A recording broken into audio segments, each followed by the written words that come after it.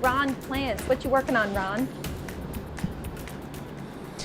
Well, I can tell you, Lisa, we've been focusing on the city of Buffalo and the storm fighters, if you will, the people trying to make sure that the streets do stay clear so that traffic can get through. And that has definitely been an uphill battle because of the way this lake effect hit. Obviously, around 7 o'clock this morning, really impacting any people trying to get into the city.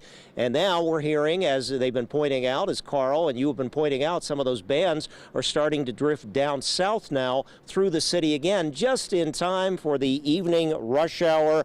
And obviously the concern is that there would be any kind of gridlock downtown, as we've seen in some past lake effect storms when there's that bullseye right over Buffalo.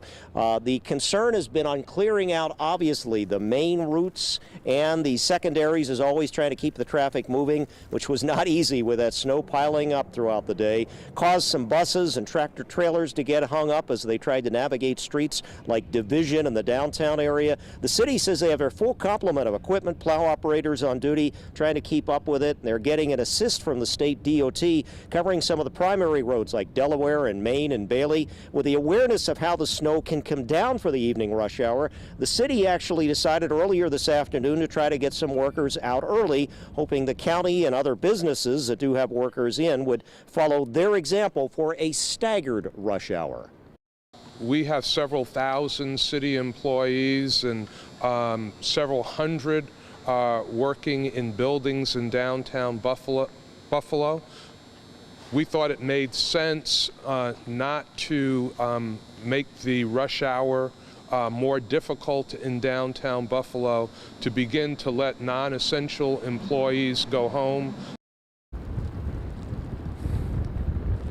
And maybe they heeded those warnings, because I'll tell you right now, here on Buffalo, we have a bit of traffic moving by as I speak, but it's been fairly quiet. And I think Kate alluded to this as well, that it looked pretty quiet on the 190. Obviously, the Skyway is closed down.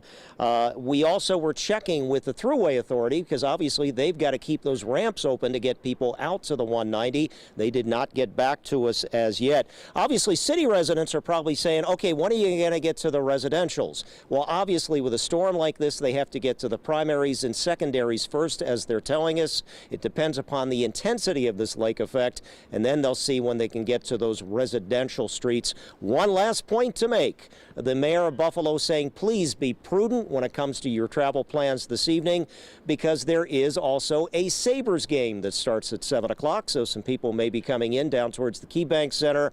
Obviously, be extremely careful if you are doing that, and be aware there's a lot of snow that's piled up here in the city, and more is coming in.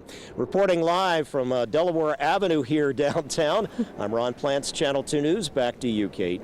Ron, thank you. Certainly a challenge to get anywhere today, and our crews have been seeing scenes like this all over western New York. Reporter Rob Hackford filming this on his cell phone on his way into work.